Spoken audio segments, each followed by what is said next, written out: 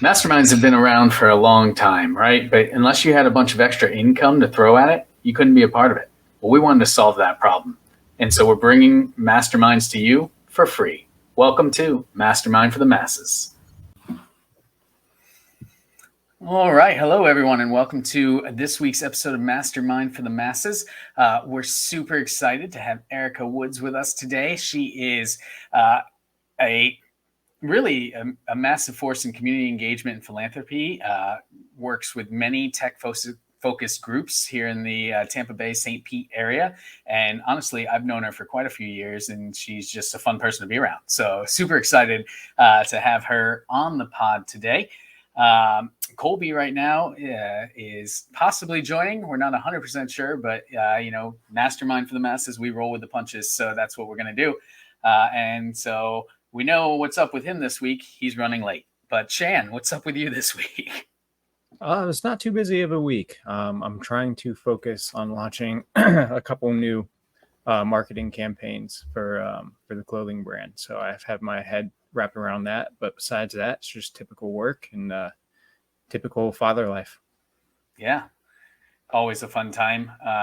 For me, I'd say the biggest news is we brought on a new role to the team this week, and it's a role that didn't exist prior. So that's always fun when you're trying to, invent or define a new role, right? And what are those responsibilities? How does that fit in with your current operation? And really, how can you enhance what you do next? So that's been kind of what's going on so far this week. Erica, what's up this week with you? Oh gosh. Well, I guess on the day job side, our second annual Giving Madness kicked off today, which is always fun. We do about 8 corporate philanthropy campaigns and events a year in Giving Madness, kind of similar to March Madness, but not really. We have 16 nonprofits that are recommended across the company that we bracket up, and each day employees vote on which nonprofits they want to see advance, with the number one winner bringing home the most of the donation money. So that kicked off today. That's awesome. Good. Yeah. I love the creative ways that you actually get involved with the community, because I know you have, this is the first time I've heard of that one, but I know you also have the Techies for Good, where everyone comes and the nonprofits get an opportunity to present, and you kind of vote on that, right? Whoever deserves the lion's share of the money, everybody gets something, which is fantastic. So everybody's a winner, but it's really, it takes it from just kind of, and I don't mean this in a bad way, but instead of just like giving to charity, like you're collaborating with it, and it's just fun the way you guys do it. It's really unique and really cool. Yeah. Gamification is yes, that's what we were looking for. We try to gamify a lot of our events. One of our most popular events a couple months ago was we took 16. I don't know why the number 16 keeps coming up tonight, but we took 16 of our executives, pitted them against each other for a philanthropic twist of "Are you smarter than a 5th grader?" which was really fun. So nice. Yeah, we try to get creative with it. I just listen to the good ideas that come out of our field teams, and then I figure out how can we spin this at a corporate level. Man, so much fun. Well, again, appreciate having you on tonight. And, like we asked you to bring whatever topic was on your mind or any question you had, and so we can have an authentic discussion around it. So with that, I'm going to put you on the spot. What did you bring for us? I love it. Well, Josh and Shan, I consider myself an accidental techie. I went to school for marketing and accounting. I never took a computer science class. I still feel very computer illiterate a lot of the time. But I ended up in this world. I've been in the tech world for 18 years now. And one of my favorite things about the tech world is just how helpful and genuine and giving and solution-oriented people are in this world. And the one challenge I see with techies is just figuring out where can they help, where can they lend a hand outside of their day job, just what avenues exist. So I guess I wanted to pose to you guys, what avenues do you guys see that exist for tech people giving back? Have you done anything? What success stories have you seen? I want to start there. I love this topic. Yeah, no, this is a great topic. Yeah. Shan, go for it, man. You got something here. No, as you mentioned, Erica, saying that you were kind of an accidental techie. I'm the opposite. I knew from day one, since like ninth grade of my high school career, that I wanted to go forth with some kind of IT background. I've always been in technology. It's been kind of my passion. But where I say I'm the opposite is I became what I call an accidental entrepreneur. And it's kind of like guiding from your topic, in a sense that I've learned that, working in IT support and working as kind of like a professional problem solver, which is how I would define being in the IT area, you kind of derive it, or you kind of build a hunger to use that same skill set outside, whether it be, your customer support skill set that you're continuously growing from being in the IT industry, and more importantly, the problem solving aspect of things, right? Like, so you know how things kind of work on the back end. You know how like a user interface makes a difference for like the experience of a customer. And that kind of drove me to become an accidental entrepreneur, because of a lot of the skill sets I was learning towards working in the IT field. I had a hunger to utilize it and do it elsewhere. And I'm kind of going through that now as a software engineer. I'm learning how to automate and use RPA, or robotic process automations, to kind of like drive everyday activities and make them a little bit more streamlined. I'm trying to do that in a more personal manner, or even for my businesses. So that kind of what drives me to be that accidental entrepreneur, is just using those skill sets and just knowing that they'll go to waste if I don't use them in many avenues as I can. But I'm interested to hear Josh's. So I think I'm probably more in line with you, Erica, to be honest. I went in the Marine Corps open contract, which, for those of you who don't know what that means, basically they pick your job for you. So I had no interest in technology or any of those things throughout high school, or, still all relatively new as well. But I took the ASVAB, which is basically the military's aptitude test, went through boot camp, and found out after that I was going to move into the technology field. And 4 years later, when I got out, I had served as information systems chief for 2nd Tank Battalion. So I had that pretty strong skill set. And my ex-wife was actually 8 months pregnant with our second child. So I said, well, not time for a career change. So need to continue to provide for the family. And, now a couple decades later, here I am. But I always pursued kind of business degrees, which, kind of led me to where I am today.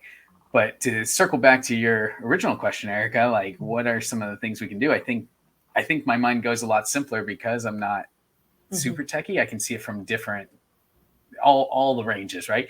I do not mind going and getting my hands dirty. So, just in the last few years, right, I've done beach cleanups. I've helped out with Habitat for Humanity, and done some local events like that. But I also am a big believer in using your strengths. And obviously I couldn't be doing technology for decades here if I didn't have a skill set in that arena. So one of the things I also try to do is, look for opportunities that I can use those skills, whether that was volunteering at local nonprofits, whether that be my local church or with other organizations, or even the local library, right? They have kind of like an hour of technology support for folks that want to come in and learn how to use technology maybe in a different way. And there's different opportunities there. I've also been involved with one of the nonprofits I know you're quite passionate for, Erica, Tech for Good. I've gone in and spoke with them, and kind of, because sometimes it's not necessarily hands-on. Sometimes it's just imparting the knowledge that you can to help the next generation. And so any way that I can give back, I think I try to look for those opportunities and take them when I can. And if for some reason I'm hesitant, I know Erica will also push me into doing it. That's awesome. I mean, computer and digital literacy are so important right now. And Shan, I mean, you mentioned RPA. I'm curious how many people, I mean, hopefully a lot of the people in the tech world understand what that is. But just thinking about, I'm really connected with a lot of nonprofits, and I've been supporting nonprofits probably over 150 since 2012. And, one of the biggest areas where nonprofits, they don't have time, they don't have money, they don't have, resources. And one of the areas where they really need help is automation. They don't know what RPA is. They don't even know what AI is. Yeah. It's simply like taking 30 minutes. And I'll never forget the time I gave two ladies at a homeless shelter a crash course on what a hashtag was many years ago. They just didn't understand. And when somebody like you guys sits down with them for even 30 to 45 minutes to explain what it is and evaluate some of their processes, like, what are you spending a lot of time doing manually? Like, how do you spend your day? What are you writing? Where does all your data live? Like, and just educating them on that, it is a total like game changer for them. Yeah, I really feel like it's a secret, or not a secret, but it's like an important, like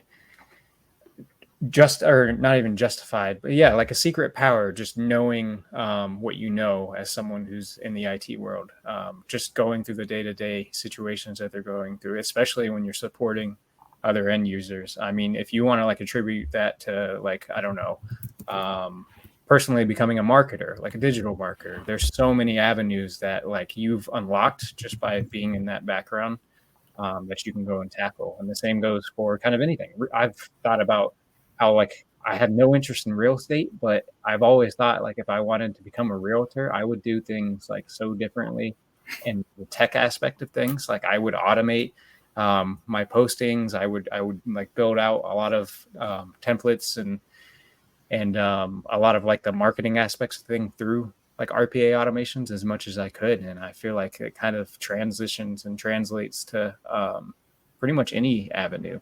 So I really like that question because I think it runs through a lot of people's minds who are in the IT industry. And even if they're not, it still kind of translates to if you're in customer service or if you're in sales, utilizing that skill set and taking it beyond your day-to-day 9 to 5. That's kind of what keeps me up at night for sure. Yeah, I think it's, one of the cool things about like automating and that thing, I think it's all driven about maximizing the output of whatever that input is, right? So when I think about it, even from giving my time to a nonprofit, I feel like that is in a way also maximizing my output, from the input that I put in, because we've talked about this tons of times on the pod, but that ripple effect has such a potential. Even in a position that I have today, right, when we recycle our electronics, they actually take it and provide it for those digital literacy programs that you were mentioning, Erica. So they'll take the equipment, they'll refurbish it if they can, or if not, they'll scrap it, and they'll take that money to buy computers to put it into the hands of, less socioeconomic privileged areas, and get those folks trained up on technology skills so that they can actually go into kind of the trade of IT. And it's really cool. We're actually working on, feeding that program with these digital literacy recipients so that they can then become interns with us. So it's kind of a full circle thing that we're working on. And it's just really neat to see the impact. And, it's just one company. Like, I'm sure there's other companies doing it too, but from my perspective, what we're doing is, rather minimal in the grand scheme, but I can see what it's going to do exponentially, because, we could just be getting rid of that and putting it in a landfill, or we could be doing whatever, get a couple bucks per machine or whatever. But instead, that philanthropic call is hopefully making a better future for not only us, our company, but just really the community that we're in. So. Yeah. Well, I mean, it's interesting, Josh, because, I've seen what your company's done firsthand, and there's so many ways to give, right? Like, people still get stuck on like, well, the only way to give is by giving money, right? But you can give, equipment, you can give your space. Like, you guys have hosted us for multiple Tech for Good events. You hosted us a couple months ago. You're going to host us in a few months, and giving us that space as well as advertising what we're doing to your technology employees, is going to then enable them to help a nonprofit. And that's, going to be really rewarding for them too, right? Like it drives fulfillment. It creates a sense of community, not just within our group and within nonprofits and the tech folks, but within your team. And I know you guys do a ton with Year Up, one of my other favorite nonprofits that helps upskill individuals, teach them skills they need, modern day skills like RPA, and then helps, get them with companies, and then they can contribute, so there's just so many different ways to give that people don't think about. Yeah. And we talked about this on a different podcast about time management and things like that. It does take an effort on your part, and it does take you prioritizing that time. And Erica, I know you have been involved with this for many, many years. I'm curious, what keeps your motivation up, as far as how do you continue to excite yourself? Because I've also seen, unfortunately, sometimes people get involved, and sometimes with these types of organizations, there's not always an end date. So you sign up and you're really excited for a while, but then a year, 2, 3 pass, and maybe some of that excitement or that motivation starts to kind of taper off. But I've never seen that with you. And so either you're really good at hiding it, or you've got some strategies that I think our listeners could benefit from. So what keeps you engaged and going with that? Well, it's so funny. I mean, the first thing is I burnt myself out so bad when I first started. At one point when I lived in Baltimore, I played in like 4 soccer leagues. I was on 3 charity committees, and I was involved in like 3 tech groups. And that's it? I don't know how I maintained my sanity. I mean, I don't think I did, right? And when I moved to Florida, I kind of escaped all my responsibilities, and I really gave some thought to how can I, going forward, I get a do-over in just what I do in life. So now I'm very intentional about it, and I'm very OCD with my calendar, and I only plan one event a month for Tech for Good. Our March events tomorrow, right? I know how much, goes into each of these events, and I do a more intensive event every 2 months. So then I give myself a break on that off month. So I think, again, just knowing the time commitment that goes into it and not overcommitting yourself is really big. I had 1 month I did 10 events across all my different groups. And again, I just kind of lost it, right? Yeah. And so recognizing what you have to give so that in staying your best is really important. And then I think the other thing with motivation, whenever we do a Tech for Good event, I connect with every nonprofit. I'm a small, quality over quantity gal. So for our event tomorrow, I think we've got 5 nonprofits coming and 15 to 20 tech people that are coming. And I never want to have more than 10 nonprofits because I know we're not going to do it justice. And that way I can connect with each nonprofit before and after. And then after is really it motivates me. It keeps me going because I ask them, what did you get out of the event? Did you get your website questions answered? What was an unexpected surprise or benefit of attending? I like asking a question like that. 1, so I can then kind of post it and do a recap post, an appreciation post for all the techies that came. But 2, that's just it's wonderful for me to hear that. That's what really drives me, hearing kind of what they get out of it.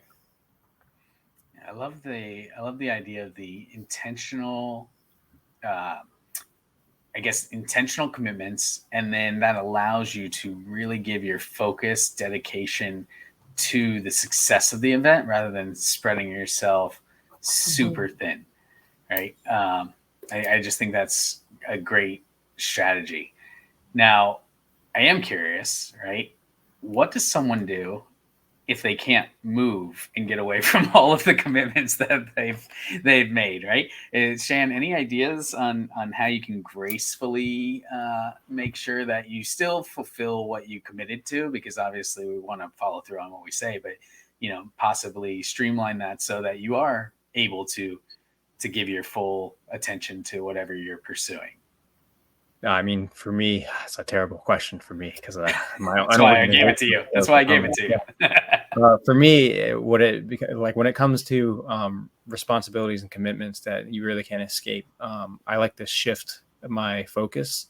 So what I mean by that, like if I'm not exactly motivated to build up my clothing brand for the past month and a half, I may not go and venture out in different marketing ideas, but I will stick to my standard commitments and like fulfilling, making sure that emails are getting answered, making sure the orders are going out on time. But my focus will be shifted in a separate direction, or that'd be like researching a new skill set or working on training in an area that might have me a little bit more motivated during the time being. But for me, it's like it's a way of handling that burnout, because I don't know if you would define that as burnout or if you would just define it as a little bit of fatigue towards one area. But what always helps me, and the reason I don't give up or close doors too often on a lot of things I'll pursue, is I will shift 70 to 100% of my focus towards something that I'm a little bit more motivated for the time being. And you yourself, you probably notice during our coaching sessions that I will redirect whenever I build up that new area, or whenever I'm feeling good about wherever I may have shifted my focus. I will come back around full circle and just kind of relive a new sense of motivation to tackle those commitments. So it can be tough when things aren't really escapable, but as long as you're in the environment to where it's forced for good reason, it can really help. And at least in my case, it can help to kind of like shift your focus and priorities and kind of keep the wheel turning, but have the engine pushing the torque in a whole different section, if that makes any sense. I'm not as good as Colby is coming up with these analogies, but it's all good. I honestly think you guys kind of said similar things, just maybe in different ways, right? Like Erica was even talking about taking the time to make sure she could take care of herself so that she could give of herself, right? And you were kind of talking about the same thing, Shan. You're kind of investing in yourself in a different arena to kind of recharge those batteries so that you can produce when it's time. And I don't think there's anything wrong with that strategy. You have to take care of yourself. They say it all the time, before you can really take care of others. That's why you put the whole oxygen mask on yourself on the plane first, because if you don't, you're going to pass out while you're trying to help other people, and then you're no good to anyone. So I think you did a great analogy. And Josh, one or two things I'd add to that, again, I'm really big on my calendar and time blocking. And I look at my calendar for the next week and I think about, I've got my professional day job commitments and I've got my extracurriculars, like I like to call them. And what do I need to prioritize from all of the, the 4 to 5 different groups I'm really active in right now? What's pressing? Where can I time block? And then also I'm really big on working meetings. So for example, I'm doing 4 major events with one of our local PMI project management chapters. And I've been having a bi-weekly 1-hour working meeting with the president, Delin. And so a couple of weeks ago, we met up at a coffee shop, got a smoothie, like rocked out on some stuff for an hour and a half, 2 hours. And then we rewarded ourselves with going to a magic show in St. Pete. Right. And so maybe that's another thing too, like how are you incentivizing yourself with this? But that's the type of stuff, like being intentional with your calendar and having somebody, a partner in crime that you're working with, and you're holding each other accountable to just get stuff done. Yeah. Accountability partners are huge. And, you hit on something that we talked about earlier, but in a different way, right? The maximizing that efficiency and that output. So rather than have a meeting to talk about the work that needs to be done and then go do the work, which is going to take you probably twice as long, you're combining those two efforts and you can solve the issues. I mean, basically you're doubling your time, in a way, right? Which I think is a fantastic strategy. And if you only have limited time to, donate to, say, a nonprofit, that's a great way to maximize that investment that you can provide, because we don't all have an extra 40 hours to go support a nonprofit and fill those gaps. But man, if you can give up that hour and you can actually do a working session, think about what you could impact and change in that period of time. Yeah. I mean, it's wild. So we do these virtual website office hours for Tech for Good. And I think we did 4 last year, and they're 2 hours tops, right? Like we kick it off at like 6:30 tomorrow. And the one we did in January, one group was done after 20 minutes, and this nonprofit had been struggling for like 4 months to figure something out, got it fixed. But we do 15 minutes in introductions. We have them summarize their problem. We get right to work. But like sometimes it's like a working meeting, and they get so much done. So man, if we could take half our meetings and make them working meetings, can we just get this concept in life? Yeah, Shannon and I have actually been involved in something similar before, where we did a hackathon. So for our listeners that maybe aren't familiar, you can call it a hackathon, but you can do it in any scenario, right? It could be a process hackathon. It doesn't have to be technical necessarily, but essentially you just block a good chunk of time, whether that's, ideally if you could get a whole day, that's great. But if not, 4 hours, whatever it is, and essentially lock yourself in a room with other people that are, invested in what you're trying to accomplish, and just start running, stop, maybe, kind of identify what those goals and initiatives are, break up into little sub teams if you have enough people, and just get it done. We've been able to knock out 12 objectives that would have taken months in a day, because that was our concentrated effort, back to your point earlier of focusing and the power that comes from that focus. I don't know, Shannon, I mean, you were involved in a couple of those with me before. I mean, do you see how that correlates with kind of what you could do volunteering with a nonprofit or giving back in any way? Yeah, I mean, it kind of reminded me back in the old days for me. I used to work at the library system, the public library system. I used to go across branches. I had a lot of responsibilities, but one of the ideas that me and another individual came up with was tech tutoring. And what we'd constantly we'd try to get involved with things at the library that were more digitally based for the people who were coming in and using equipment. We had iPads you can rent out. We had all kinds of different. We even had you remember the Google Glass?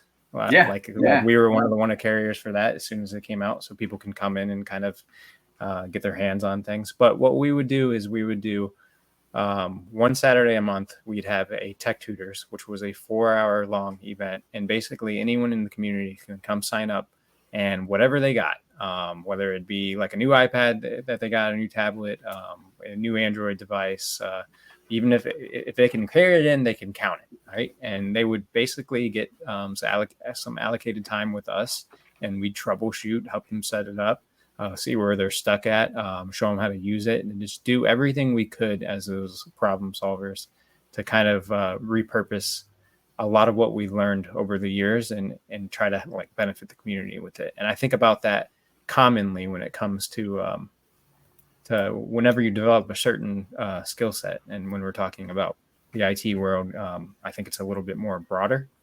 There's really no limits to how you can turn around and make that a community involvement or even some kind of monetization off of your free time. I really think it's just that mindset of thinking about these kind of things. That's the first step. And then the rest kind of plays a part. But I think that's what the hackathon reminded me of, because I felt very similar, right? Like it wasn't a job responsibility to do this hackathon, but it was something that, as you said, you kind of put everyone in the same room who's all motivated to commit to what you're initially committing to, and you'd be surprised on what the output could be. Mm-hmm. Yeah, you nailed it, man. I mean, I think that's a great example, and it shows the power of starting where you are. You don't have to necessarily be super skilled or super amazing. Like I definitely am not qualified to build a house, right? And I was still able to go out to Habitat for Humanity and contribute and help. They have people there to kind of show you, so you can get involved with any of these programs. So if you're sitting there and you think, oh, that sounds really cool, but I just don't have the skill sets, you do. You have the skill sets. And I think that's another thing, that don't be worried about can you add value? Because you just being there is enough, I think, right? Because everyone brings something into the puzzle. Everyone has a unique skill set of some variety that can definitely add value to that whole philanthropic mission. Yeah. I love that. It's so funny, Shan. I mean, I feel like one of the call to actions for people is just visit your local library and figure out which programs they offer or pitch an idea. Because my library does a ton. I'm right by the Clearwater. It's a powerful place. Isn't it amazing how they have, we talked a little bit in one of the other episodes about kind of being cautious not to pivot, right? Like Blockbuster was our example. They didn't pivot with the market, but I have been amazed at what libraries have done. I mean, obviously they have really become almost, I don't know if you guys had this, but where I grew up, we had a little community center, and we would have events and things like that. And those kind of died off.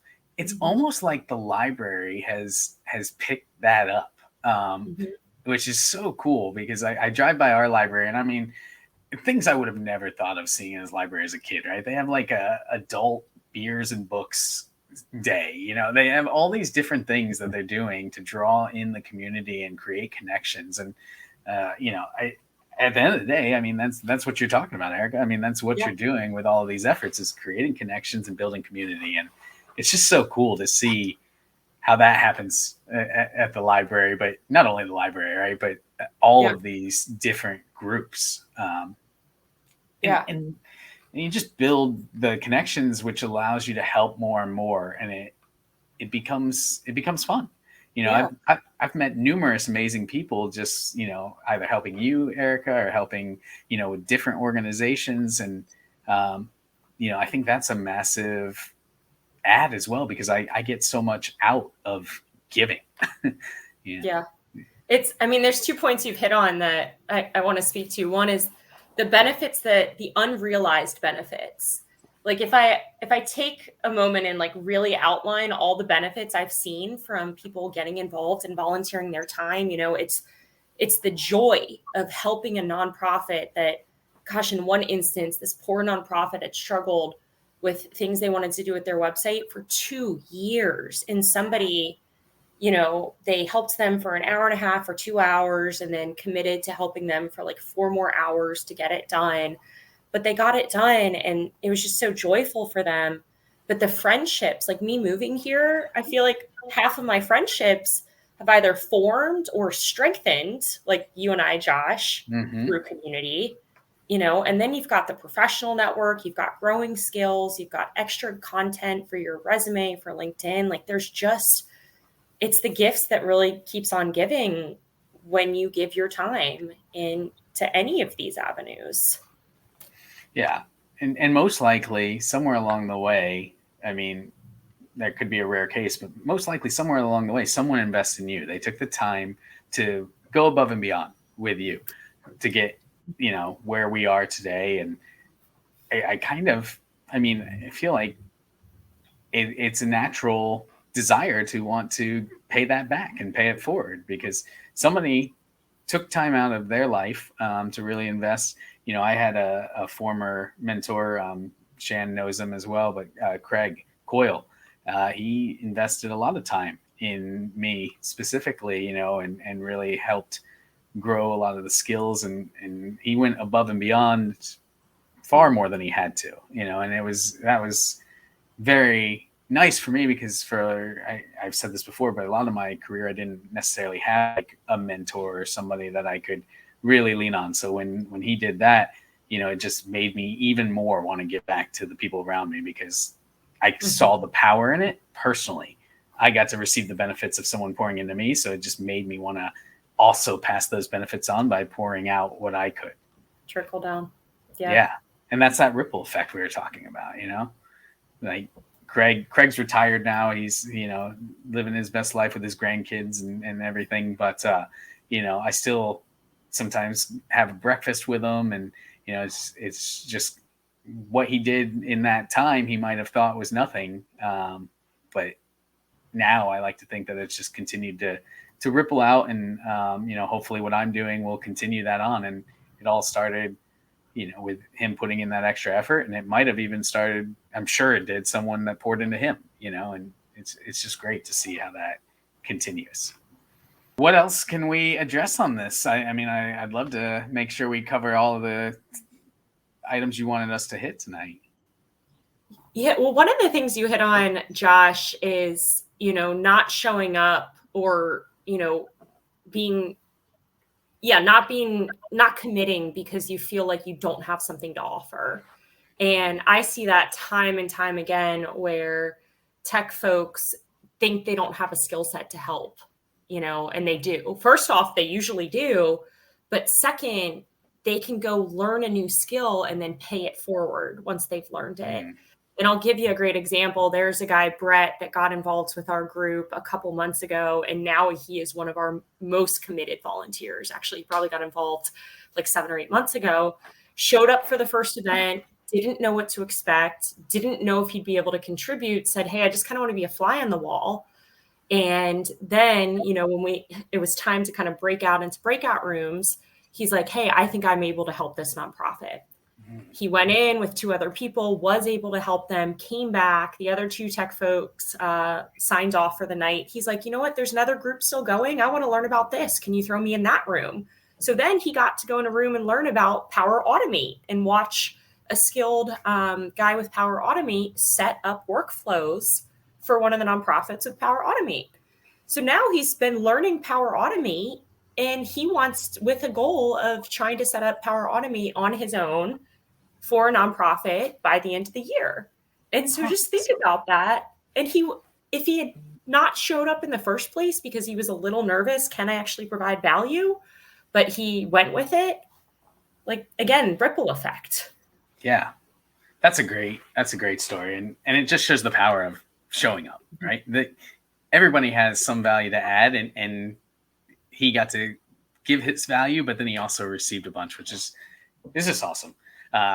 This is such cool stuff. Erica, before we jump into final thoughts, I want to know how we get involved. How do people get involved if they want to show up? Yeah, well, it's funny. I'm still laughing about a couple months ago. I'm still connected with the Baltimore Techies for Good group, and a reporter for Technically Baltimore. They do just technology news and happenings throughout Baltimore, DC, et cetera. She entered into ChatGPT, what are some organizations and groups that help nonprofits with technology?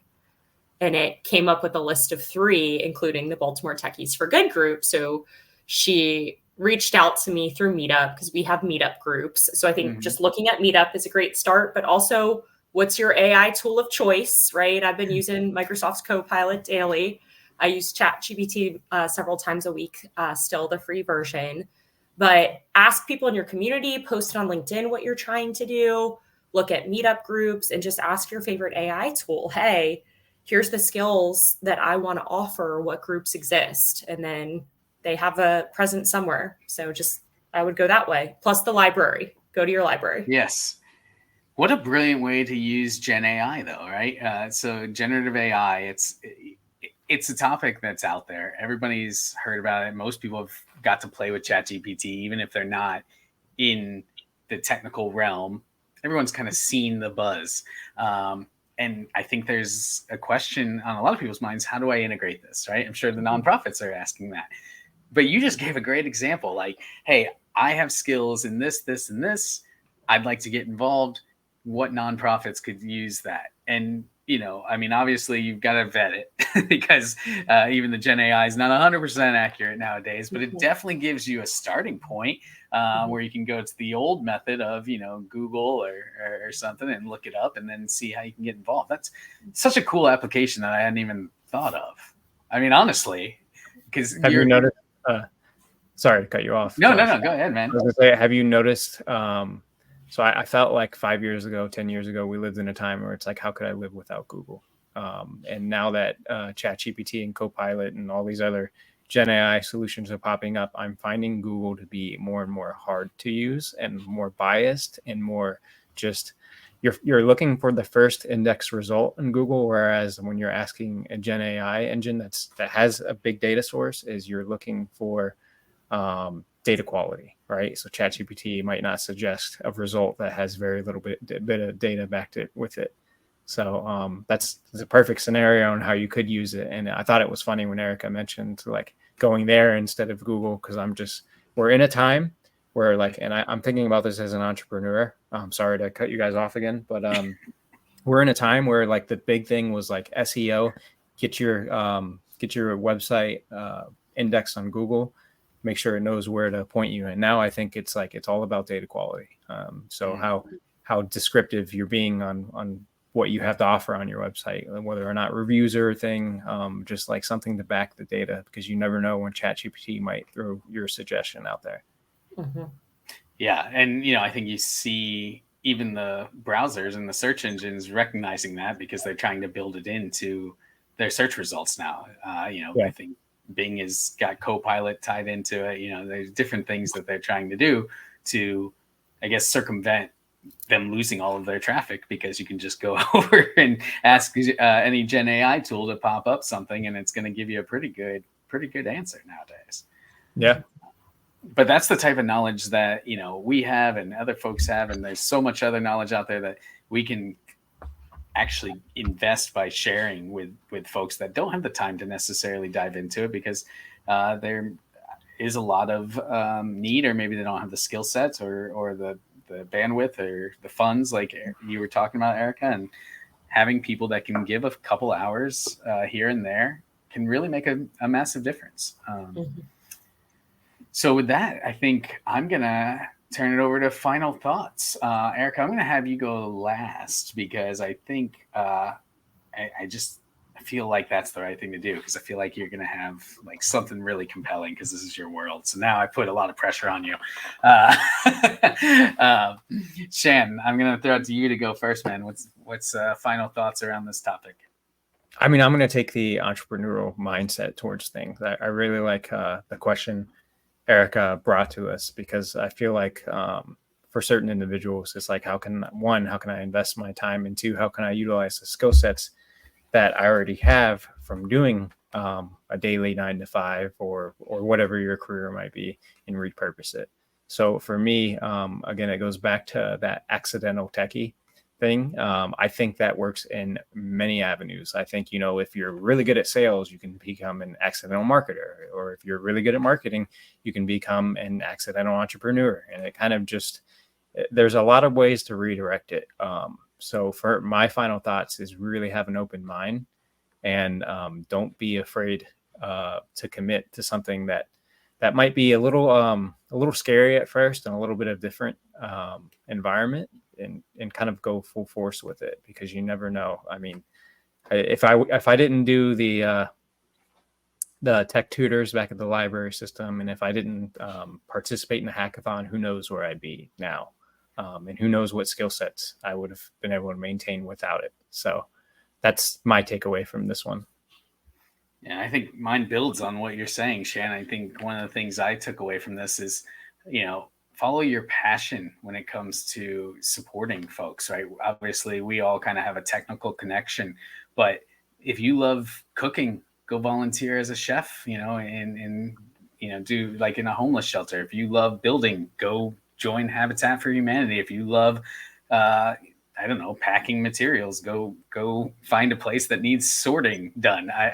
Whatever it might be that excites you or that you love to do, try to find a way to give back in that area, because that's what's going to keep you motivated and fulfilled, and really keep you striving, in addition to what Erica had said about, really being able to focus on what you can commit to and what you're going to still have the ability to give your all to.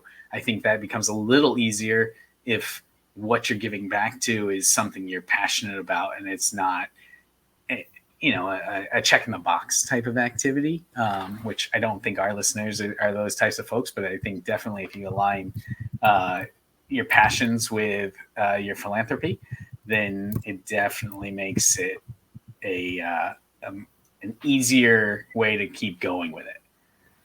All right, Erica. Yeah. I mean, my first thing is find somebody in your network that has the same goal, has a shared interest, right? Like, people are out there. You don't have to go this alone. So grab a give back buddy, partner in crime, schedule a good old fashioned working meeting, talk through your time commitment, what your goals are, what your passions are, and then just do some research together. Again, we talked about 4 or 5 different ways to identify groups that are local in your area. And also just think about what you're involved in. Like, I know a lot of tech people that have helped their children's schools with countless things, right? Schools is another great avenue to, gosh, what does their website look like? Could you help them with a UI UX audit? What's it built in? Like, there's just so many ways to do it. So just find a partner in crime, schedule time together, do some research. And I love hackathons too. I started in this world volunteering at a charity hackathon. So see if there's any hackathons in your state or city. Yeah, and like you said, even if you're not super skilled in those arenas, you can go there and learn the skills. So it's also a great way to get experience. The tech field specifically, if I can talk about that for a second, can be hard to break into if you don't have experience.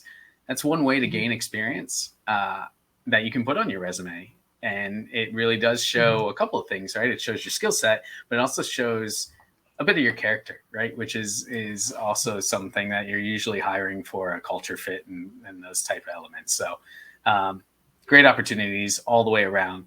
So hopefully this episode has been helpful for everyone. Erica, I want to thank you for taking your time and donating it to us tonight on Mastermind for the Masses. Hopefully we've added value for everyone. And if we did, please share this with your friends. We want to help out as many people as possible. Other than that, we will see you next time on Mastermind for the Masses. Thanks, everyone.